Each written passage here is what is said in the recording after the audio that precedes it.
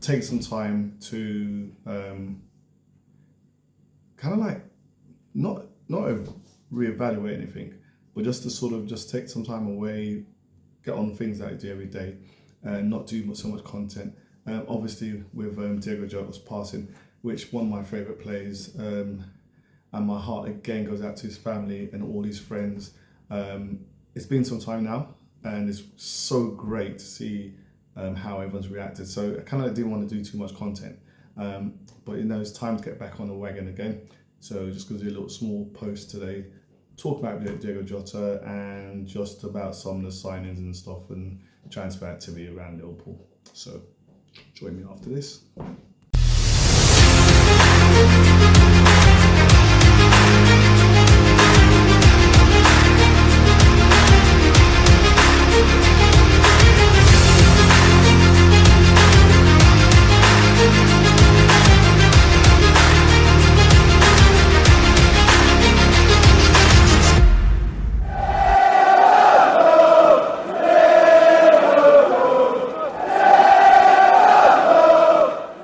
Good morning and good afternoon and good evening, wherever you are around the world, LFC fans.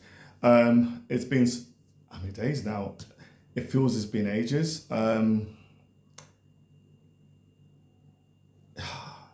don't even know how words can express. Look, when you lose a family member, I've been one of these people.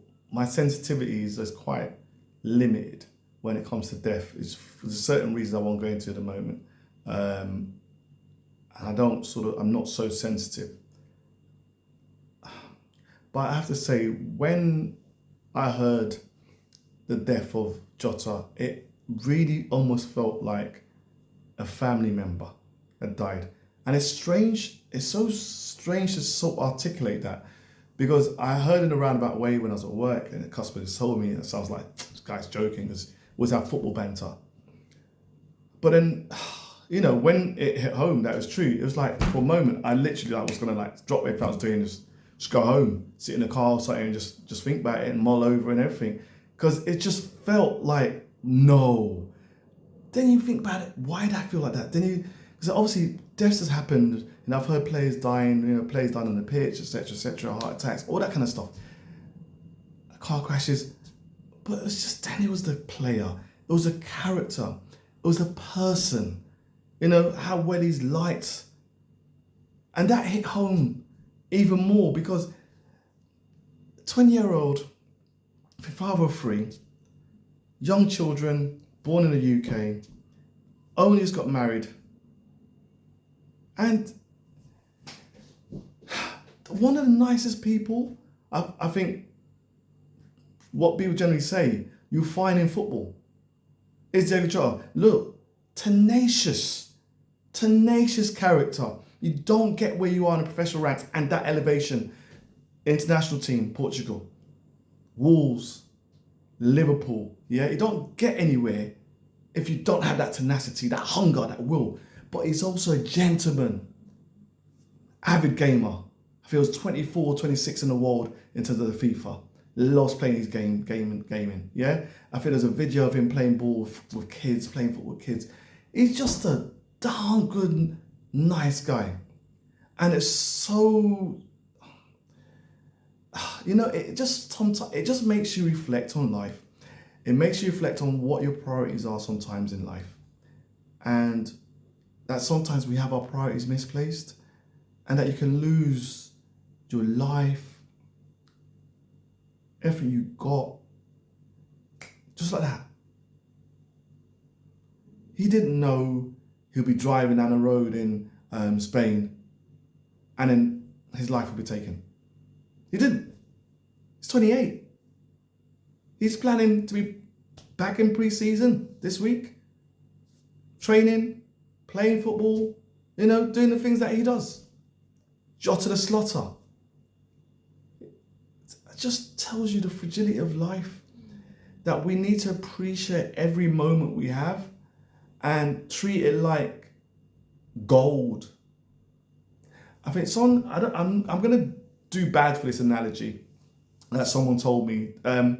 It kind of was, if someone said to you, I'll give you £5 million.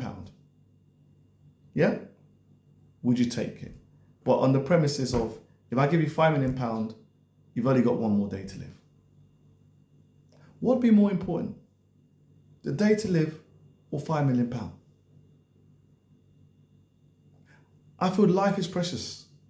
Living is precious. And sometimes we have depression, anxiety, mental health, we get to feel in a gutter currently with this bloody crisis of, financial crisis going on, and the way we're just getting ridden over by the elites and the government, who are not looking after working class people, hard working people, etc. That is another story. Let me not go down the rabbit hole. But you know what I mean? Things that depress us and get us in a real somber mode. But then you look at life and you look at people around you, the sun, the trees, friends that can pick you up. And you just realize that life is precious. Life is precious. Use it. Don't lose it. Don't abuse it. And respect it in every way. And I just want to go and really say, I'm so sorry to Jota and his family. The hell, torment they're going through. All I can say is that this guy, from the reaction you've seen around the world, players are doing the Jota celebration. Whether they're playing Australian rules football, was it Gaelic football, or players playing in South America, etc., etc. People are giving testimony and appreciation to this player. And that shows the legacy, and that shows the kind of character he was. And great, we can immortalize his number, etc., etc. But you know what? Just respect your life, respect the people around you, and treat life like it's precious, yeah? Right. So, look, briefly, let's look at the football things. It's been a bit of a quiet period of all that's going on. Diogo Jota's passing is obviously going to mean that we're going to have to look at things at Liverpool, especially striker front. It's cold reality of the facts. We'll look at Diaz. It looks like Diaz potentially is about to leave. There's been all these rumours that he's actually on 140k, not 75k, that has been said before. He wants either a renewal of his contract with Liverpool, better terms, or he wants to go. Barcelona have been knocking on the door, making attempts, but they're not scoffing up the money with a really solid proposal that Liverpool could accept. And it looks like, under what Bild is saying, it's like Bayern Munich are tabling an offer for Liverpool. And that offer could be about £53 million, which, if it is, I think with the current state with the player and how he's feeling, etc., and friction, I kind of feel that may be the deal done. I hate to see Diaz go. I love Diaz. He's one of those players, really tenacious character. But it feels like the club are gonna let him go, and to the best bid that we can get. So at the moment, it looks like Bayern Saudi looks like it's not really what he wants, and I can understand he's still a young player. So we'll watch this space for that one. Then obviously we've got Nunez, one of my favourite players as well. And obviously, again, I've spoke about this in other posts I've done. Nunez, his time is done, it's time to go, whether I like him or not. Napoli look like the club for him at the moment. The club, I think they've verbally agreed between the two. However, Liverpool are quite stern on what they want. Napoli, I believe, will come up with about a £47 million package. It doesn't look like it's going to be enough for Liverpool, and so they're going to have to come up with something more to get that deal done. Obviously, Saudi's still in the wings, but Nunez really wants to play with Napoli. Again, you can understand he's a young player. You can understand why he wants to be in Europe in a harder league rather than go to Saudi league, get loads of money, but maybe affects his performance and his development and his career. So it looks like Napoli are the one, but we have to wait and see what happens. Harvey Elliott, I think he's on holiday. He should be coming back now. Looks like Newcastle potentially could make a bid for him. Obviously, we've got Brighton in the wings. I mean, Liverpool are going to hold out for about 40 odd million. That's got to be it as standard. And I think with his activities in the under 21s Euros, that is the figure that should be done to do business. Now, obviously, all these various activities could hopefully lead to a few things here. I can never say his name right.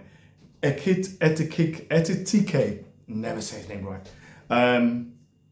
Still being swung around. Potentially, we could make a bid for him. Obviously, the one we're looking at is Isaac. Newcastle are hoping he'll sign an agreement with them. Liverpool, I think I take this with a pinch of salt, but there's rumours about a record 150 million bid. Look, if FC bring that money like that, I was wondering where this cash has been hiding, but that would be fantastic. I kind of feel we need to get under that if we can. I think to be realistic. Obviously, the sales could help. Nunes sale could help. If we get about 50 million plus for Nunes, that would help almost bring that deal down to sort of 100 million when you think about it with that money in the bank. But look, if we can get Isaac through the door, that is just crazy. Gyökeres looks like he's going to Arsenal. That looks like that'll be done this week. United, I don't know what the hell's going on bloody United at the moment. The transfer business is all funny. Players coming back and players wanting to leave. Like, I think about 4 or 5 players want to leave, which I can understand. It's just anarchy over it. But it'll be really, really good if we can get that play through the door. Konate, rumours is that Konate has turned down a second offer. And I can't see Liverpool letting him stay at the club and not selling him this summer if that's going to be the case. I really can't. Guéhi obviously is rumoured to be one that we're going to go for. I think next week will be a key week in terms of that deal. I think next week will be a key week in terms of getting that deal for the door. And if Konate doesn't stay, I think that'll be even more ramped up. Obviously, we've got the signings that we've already got. Frimpong ready through. Kerkez ready through. And Wirtz ready through. So pre-season is going to be lovely, jobbly. Slot is cooking up something. It's just, it's still a cloud. It feels so hard to get yourself up to do content at the moment when you just kind of like, it feels kind of a heavy load on you. But look, it's what we do. I take time out of work to do content because I'm just trying to grow this channel. On my road to 200 subscribers, please. And look, I know people do 100,000 subscribers, 20k subscribers. I'm just starting. There's stuff obviously I want to do to improve the content, which is the microphone and visual aspect of everything. And I'll be doing that. I'll be working on that. But you can see it's holistic. You can see this is natural. I'm not trying to buy subscribers through mess up the algorithm and putting money in. This is about me, talk about football, talk about what's important to me, LFC fan, and not just LFC. I'll talk about other things as well. I'll be talking about, England's women at the moment who had a poor display against France, and they're playing today against Netherlands, and it's a must win if they want any hopes of getting through to the next round. So I'll be talking about different things. Even the World Club Championships, where Chelsea are about to get 80 million for getting to the final. And today is Real Madrid against PSG, which will be a cracking game. PSG against Real Madrid, cracking game. Look very, very much forward to that, I must admit. Even though I've got my views on the whole World Club Championship itself. But look, let me know what you think about Jota. Any sort of condolences, please leave in there. Let me know what you think about any potential signings and stuff. Please like and subscribe, click on notifications, share with as many people as possible. That helps the algorithm. And I love your feedback. I get a lot of it internally, people messaging me and stuff like that. So please keep doing it. As you can see, I am trying to grow the channel holistically. So lots of things going to happen, exciting. You start from the bottom, you move on up. It's all about talking about what we love. We love the game, we love football, we love life. See you soon.